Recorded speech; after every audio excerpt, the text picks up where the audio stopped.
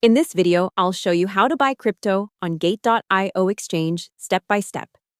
First, open the Gate.io app or website and log into your account. On the main screen, go to Wallet, then Spot and check that you either have some fiat balance or USDT/other stablecoins available.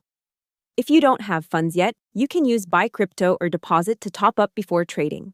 Now, to buy crypto using spot trading, tap Trade to Spot.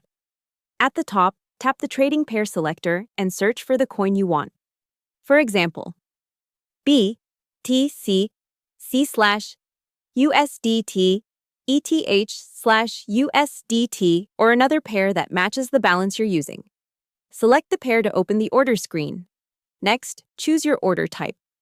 For beginners, market is usually simplest because it buys at the current market price. Enter how much you want to spend in USDT or the quote currency, then tap Buy and confirm the order. If you prefer limit, set the exact price you want and wait for the order to be filled. Finally, go back to Wallet, Spot, and you'll see the new crypto added to your balance, ready to hold, trade, or withdraw.